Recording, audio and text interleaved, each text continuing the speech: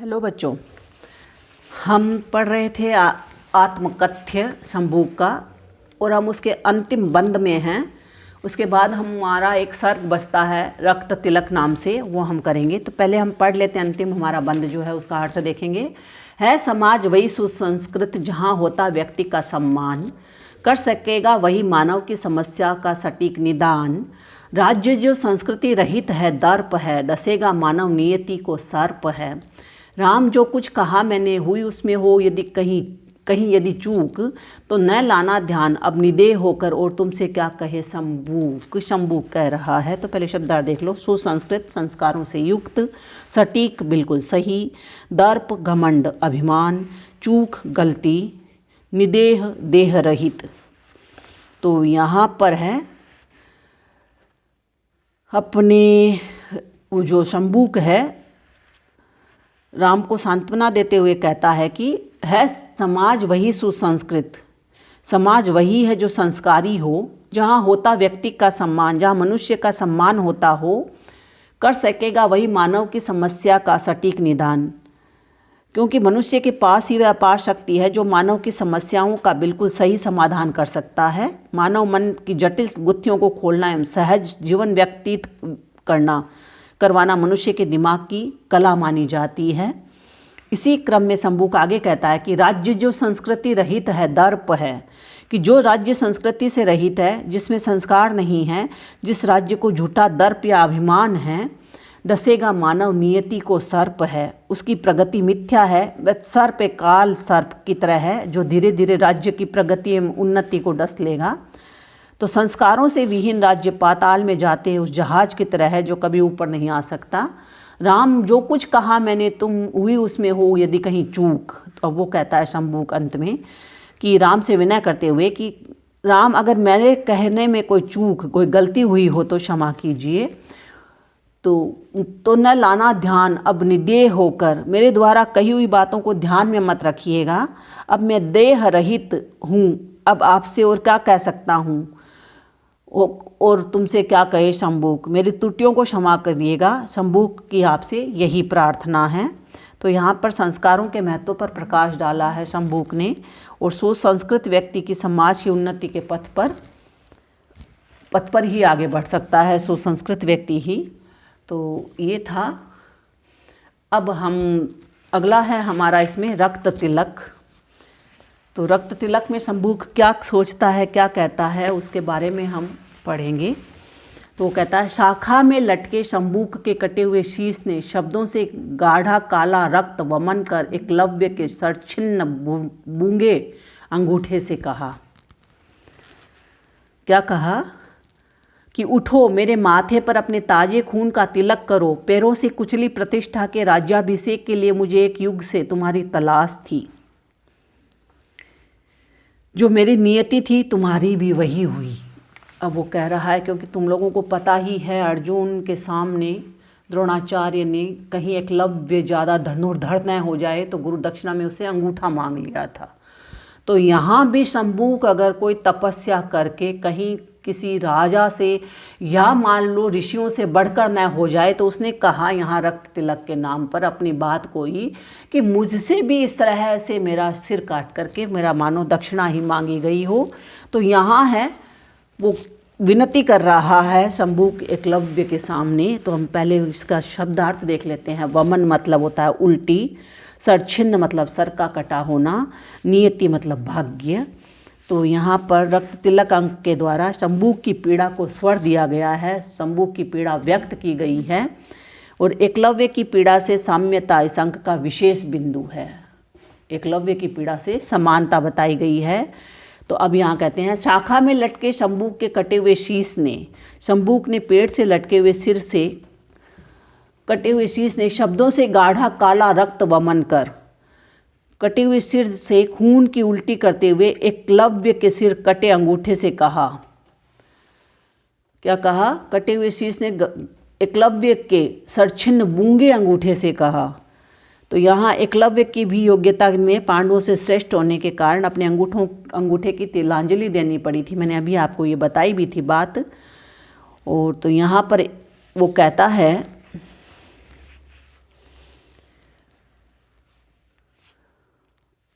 शंभुक एकलव्य से कहता है कि उठो, शाखा में लटके हुए, वो कहता है वहाँ पर ही टूटे उसके कटे हुए अंगूठे से, उठो मेरे माथे पर अपने ताजे खून का तिलक करो। और शंभुक कहता है एकलव्य से कि उठो मेरे माथे पर अपने कटे हुए अंगूठे से के खून से तिलक करो।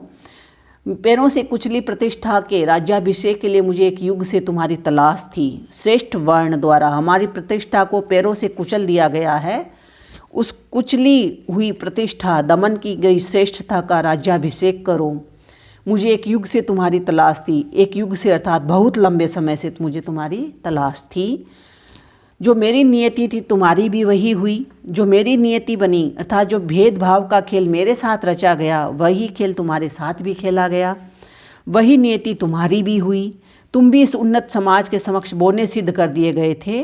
तुम्हें भी तुम्हारे गुरु ने आगे नहीं बढ़ने दिया था। तो यहाँ पर सामाजिक न्याय व्यवस्था पर कटाक्ष किया है शंभुक ने। और आगे हम चलते हैं फिर। मैंने जब मांगा जन्मसिद्ध अधिकार, आत्मा के शिखरों को छूने का, स्वयं खड़ग पाणी हो उतर आए हिंसा पर मर्यादा पुरुषोत्तम। मेघा से मुझको पराजित नहीं कर पाए, केवल व्यवस्था के तर्क की पेनाई धार से काट कर मेरा स्वत्व, वध की क्रूर भाषा से कर दिया मेरी शंकाओं का समाधान। लेकिन निरुत्तर मैं नहीं हुआ, वही हुए। शब्दार्थ लिखो। शिखर मतलब ऊंचाई, खड़ग मतलब तलवार, पाणी हाथ, मेधा मतलब बुद्धि, पेनी मतलब तेज। तो वो कहता मैंने जब मांगा जन्मसिद्ध अधिकार। अब वो फिर एकलव्य से कह रहा है यहाँ पर शंभुक, और वो कहता है शंभुक एकलव्य से कि मैंने जब अपना जन्म सिद्ध अधिकार मांगा आत्मा की ऊंचाइयों को छूने के लिए, आत्मा के शिखरों को छूने का स्वयं खड़ग पाणी हो, तो आत्मा की ऊंचाइयों को छूने के लिए अर्थात तप द्वारा आध्यात्मिक ऊंचाइयों को प्राप्त करने का अधिकार, तो हाथों में तलवार लिए मेरा वध करने के लिए उतर आए हिंसा पर मर्यादा पुरुषोत्तम। मर्यादा पुरुषोत्तम स्वयं चल कर आए या हिंसा पर उतर आए। मेधा से मुझको पराजित नहीं कर पाए। शंभुक कहता है यहाँ पर फिर आगे कि वो मुझे अपनी बुद्धि से, मेरी वाक चातुर्यता से जब वे मुझे पराजित नहीं कर पाए, केवल व्यवस्था के तर्क की पेनाई धार से, तो केवल व्यवस्था के तर्कों की पेनी धार से मेरा अस्तित्व वध द्वारा काट दिया। तो पेनाई धार से काट कर मेरा स्वत्व, वध की क्रूर भाषा से कर दिया मेरी शंकाओं का समाधान। लेकिन निरुत्तर मैं नहीं हुआ, वही हुए। अपराध की श्रेणी में मेरा श्रेष्ठ कर्म रखकर मेरी शंकाओं का समाधान कर दिया। मेरे द्वारा किए गए प्रश्नों का कोई ठीक उत्तर नहीं दे पाए, निरुत्तर सिर झुकाए खड़े रहे। मेरे द्वारा किया जा रहा तप उनकी दृष्टि में अपराध नहीं था, बल्कि एक निम्न वर्ण द्वारा तप किया जाना व्यवस्था के विपरीत था।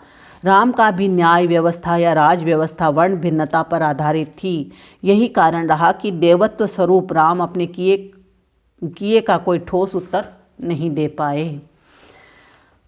फिर कह रहा है एकलव्य को शंभुक कि सारी बाण विद्या पर केवल 2 वर्णों का आधिपत्य तुमको जब असह्य हुआ, भूल गए गुरुवर तुम्हारी दिव्य निष्ठा को, पूजा को, भक्ति को दक्षिण में, और दक्षिण भुजा से तुम्हें मांग लिया, हिंसा का दोष भी अपने सिर नहीं लिया। ऐसी पराकाष्ठा पर पहुंचा हुआ स्वार्थ कहीं देखा है, सुना है? इससे भी बड़ा कहीं शिष्यों से शिक्षक का पक्षपात। पहले शब्दार्थ देख लो बच्चों। आधिपत्य मतलब अधिकार, असह्य सहन नहीं कर सकना, दक्षिण बायां, पराकाष्ठा चरम सीमा, जिसकी कोई सीमा, अति सीमा, जिसको सीमा चरम की सीमा होती है, पक्षपात भेदभाव। तो अब यहाँ पर फिर शंभुक कहता है, अब उसको एकलव्य को अपनी घटना याद दिलाता है कि सारी बाण विद्या पर केवल 2 वर्णों का आधिपत्य।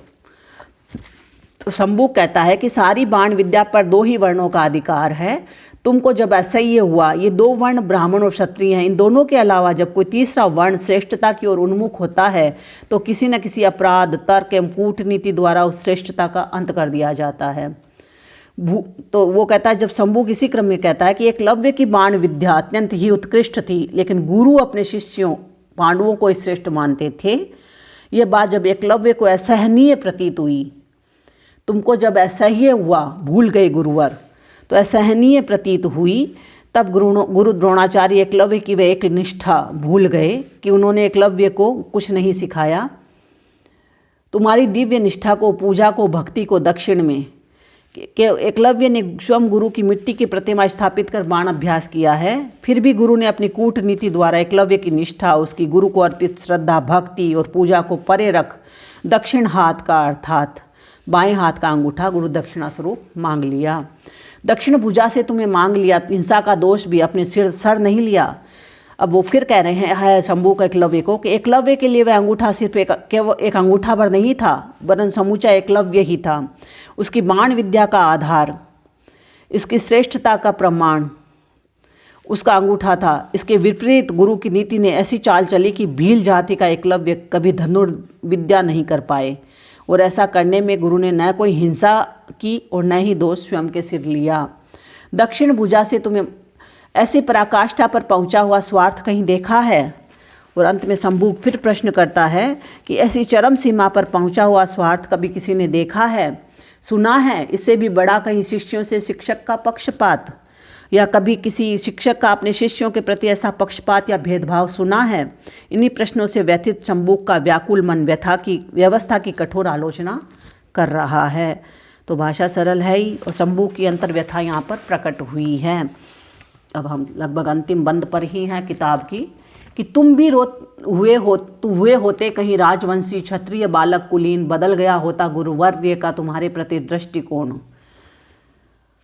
तुम्हारी संतप्त आत्मा में आग है, प्रतिक्षण धधकते अपमान की, इसीलिए चाहता हूँ ज्वाला में जलते हुए हाथ का तुम्हारे ही दाहक संस्पर्श एवं एक मैं अपने सदियों से ठंडे पड़े माथे पर शिव के तीसरे नेत्र की तरह वह रक्त तिलक प्रज्वलित होते ही कर देगा भस्मसात झूठे अहंकार की पूरी वासना देह निसंदेह। तो यहाँ पर पहले शब्दार्थ देख लो। राजवंशी, राजवंश में उत्पन्न, दृष्टिकोण, नजरिया, संतप्त, दुखी, दाहक, जलता हुआ, निसंदेह, अवश्य। तो वो फिर यहाँ पर कवि है गुप्त शंभू के माध्यम से कहते हैं कि सामाजिक व्यवस्था पर प्रश्न चिन्ह लगाते हुए कहते हैं कि एकलव्य अगर तुम भी हुए होते कहीं राजवंशी, कि तुम भी उच्च कुल में उत्पन्न हुए होते, या क्षत्रिय राजवंश में जन्म लेते, क्षत्रिय बालक कुलीन, बदल गया होता गुरुवर्य का तुम्हारे प्रति दृष्टिकोण, तो गुरुवर का नजरिया तुम्हारे प्रति बदल जाता। तुम्हारी संतप्त आत्मा में आग है, वह तुम्हारी श्रेष्ठता को गुरु विद्या का नाम देकर सबके समक्ष आत्मगौरव के साथ प्रस्तुत करते, पर तुम भील जाति के थे। निम्न कुल में उत्पन्न होना ही तुम्हारे लिए अभिशाप था। तुम्हारी संतप्त आत्मा में आग है, तुम्हारी दुखी आत्मा में व्यवस्था के भेदभाव से उत्पन्न अपमान की धधकती आग है। इसीलिए मैं चाहता हूँ कि प्रतिक्षण धधकते अपमान की, इसीलिए चाहता हूँ।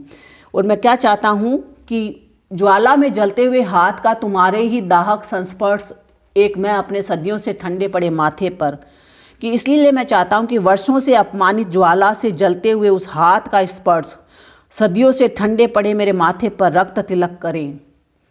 शिव के तीसरे नेत्र की तरह वह रक्त तिलक करे, ताकि वह रक्त तिलक शिव के तीसरे नेत्र की भांति प्रज्वलित होते ही कर देगा भस्मसात। प्रज्वलित होकर विषमता और झूठे अहंकार से बनी इस वासना देह अर्थात स्वार्थी इच्छाओं से भरे इस झूठे शरीर को भस्म कर दे।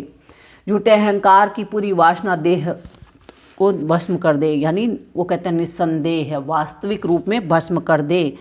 तो समाज में फैली इस कुरीति को नष्ट कर दे, जिसमें मनुष्य का व्यक्तिगत द्वेष स्वार्थ का रूप लेकर सीधे एवं भोले लोगों को छलता आया है। तो शिव के तीसरे नेत्र की भांति इस सृष्टि की उन सभी बुराइयों को नष्ट कर दे जो मनुष्य में भेद करती है। भिन्नता का हर स्तर मिटा दे जो भूमि पुत्रों को अलग अलग नामों से पुकारती है। इसी आह्वान के साथ शंभू का अंतर्द्वंद समाज की उन सड़ी गली व्यवस्थाओं के सम्मुख प्रकट होता है जो समाज की उन्नति में बाधा है। तो यहाँ पर भाषा खड़ी बोली है। एकलव्य पौराणिक ग्रंथ महाभारत का पात्र है और जन्म कुल का अंतर स्पष्ट हुआ है। व्यवस्था के प्रति तीव्र आक्रामक स्वर है बच्चों।